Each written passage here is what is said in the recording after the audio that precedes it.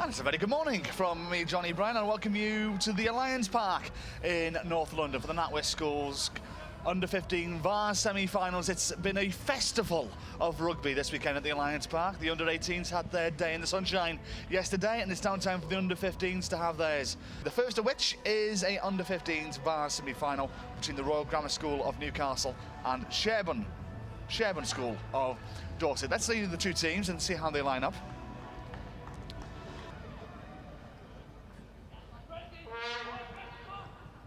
Collected cleanly by RGS Newcastle. Number 8, James Mackin with the collection.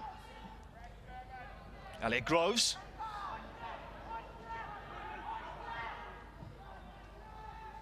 Groves to Ben Snaith. James Dale up to the 10-metre line. Groves.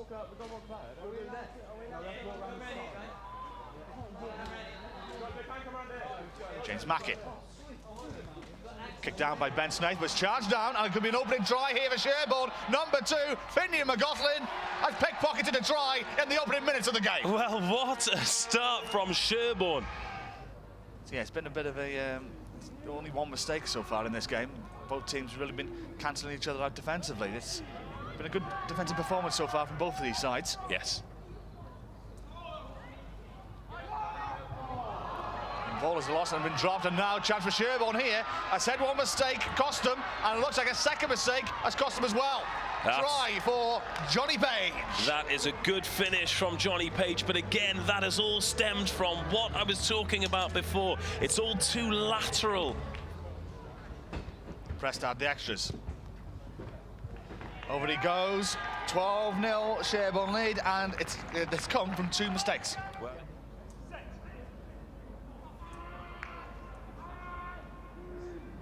Humphrey collects, goes to his left, pressed. He's just short again, is scrambling for the line, and they're coming over now with the scrum half, Barney Humphrey. Is making this an onslaught, just right at the post. Sherborne on the front foot and gone through the gears quickly. 17 minutes gone, they've scored 17 points. Well, it's fast, it's incisive, it's powerful. First of all, there's the ball from Humphrey. Lovely line there from the centre, dragging defenders along with him. You thought he was going to get there himself. Gets a couple of yards short. Barney Humphrey, first at the breakdown, as always. Uncontested, pounces over the line. Sherborne 17-0. Made that 19-0. Ben Snaith kicks the ball downfield. It's an awkward bounce.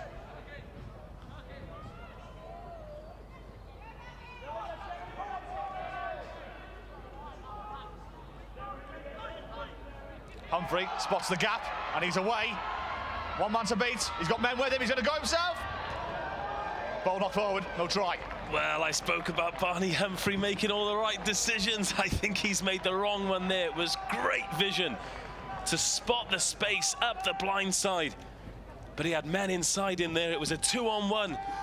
He saw the try line and the glory, decided to go himself. Let's have a look at the replay there. White space. line fever, we call it. Absolutely. Oh, there's a bit of a pillar in the way there, but great cover tackle by the fullback for RGS, Jack Peter. He'll be delighted with that one, but that's a chance gone begging for Sherborne. But here they come again. Here they come again, indeed. Patrick Reynolds is the man who's over, and this is relentless from Sherborne. Do beg your pardon, it's Will Bailey, number 22.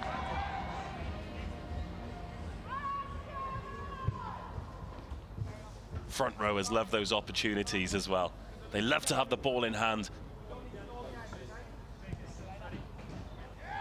You saw from that. Great kick as well from Don Prest. He wasn't interested in any side steps. All he wanted to do was break tackles, and he smashed through them. Superb power from the Sherborne 22. Well, this is the first time they've really been in this position the entire match. So they're going to go with a little catch and drive, and it may work for them, And they've got a try for all their endeavour and their hard work. That's the start of the second half they were looking for. Dream start, and that's exactly what they needed to do. They needed to put pressure on, get some sort of momentum, get some field position, and look, it's paid absolute dividends there. Number 15, Jack Peter, the fullback for RGS. Groves. James Dale beats one man another, and now he's away. He's into the 22. Sherborne are the ones now on the back foot. Groves. Snaith. Good run for here. Blackett. This is Obana going for the corner. Oh, here we go. Here we go indeed. RGS. 2 tries in 6 minutes. And all of a sudden, there's light at the end of this tunnel. Sherborne under pressure. They're the ones now making the unforced errors. Humphrey. Pressed out wide. It's an open game of rugby now. And he's around him is Nick Jonas. Jonas with the hand off. Keeps it in touch, and it could be there for Patrick Reynolds. Reynolds going for the line. Obana with a saving tackle, maybe. No, he's there. Well, what an end-to-end game of rugby. Dropped by Ben Scott. Went backwards, though. And now Obana looks to launch a counter-attack. He's off and running, is the lad. Into Finney McLaughlin's hands. It's a bit loose and free at the moment. Felix Carey. Tackle by Gus Cunningham.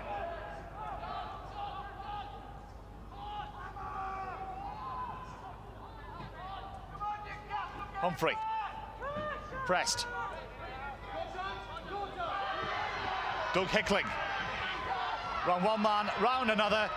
One man to beat. He had a man with him, and is he going to use him? He is going to use him. It's there for Nick Jonas.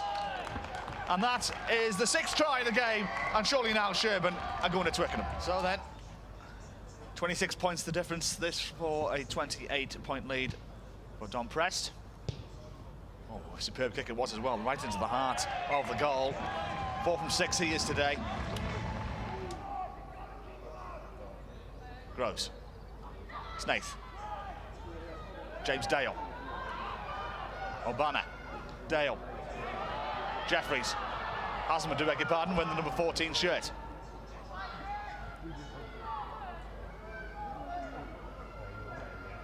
Groves. Advantage to be played as well for RGS. They have a penalty. Groves spots a little bit of the gap. Tackled by Deverell. But is Groves over? He is, certainly.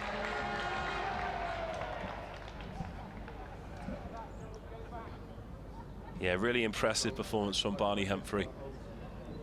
Organised his team well. You could see him at the breakdown as well, just like a conductor, just orchestrating. Yeah, the orchestrating play. Exactly what he needed, where he needed players as well, and particularly if you're in the forward pack. This is a great break here. It is a great break. Doug Heckling, he's got a man with him. He had a man to his left-hand side if he wanted to use him, doesn't. Still another chance here for Sherborne to put the final nail in the coffin.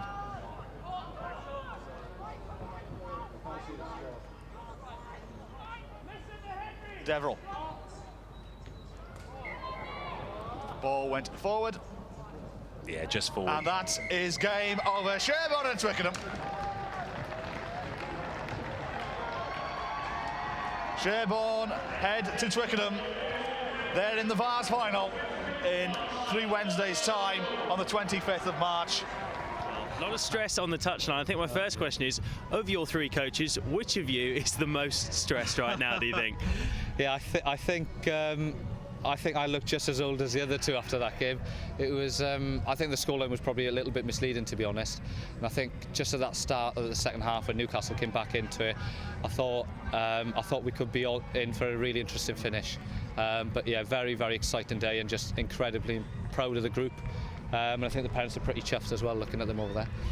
Well, you looked like you were almost out of sight during half-time, didn't you? 26-0. Newcastle, as you say, came back into it. How important then was that 5th try that just came about just when you nearly had your own defensive line broken for a 3rd time? Yeah, I think always with the under 15 age group, I think you can get quite big swings in momentum.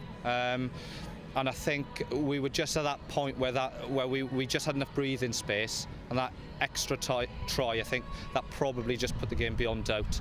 But I think they were at a point where they could have, they were on the brink of maybe scoring 1 or 2 more, which could have really changed the nature of the game.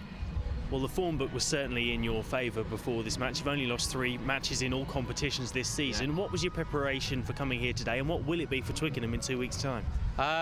It was to try and make the most of our backs, which is probably something that we failed to achieve, to be honest. We have got a really fast electric set of backs that we try and create quick ball for. But in many ways, I think it was up front that we did most of the damage. And I think the backs probably put the icing on the game, but they probably came into it a lot later than we would have probably have hoped. So, but we'll take it anyway. And finally, what does it mean to you to be able to lead a side to the home of English rugby? It's not the Millennium Stadium, but I mean, as a second option, yeah, I mean, very, very special. I think for those boys, I've just said to them there, I think it'll be one of the most special things that they do in rugby or maybe their lives. So for those group of boys, I'm not sure it's sunk in yet, but I think they're in for a very, very special 3 weeks as they build up to Twickenham. So ecstatic, I think. Well, it is a very special occasion. Lots of happy kids, lots of happy parents, and perhaps you and the other coaches maybe have earned yourself a pint. Yeah, thank you very much. Okay, cheers.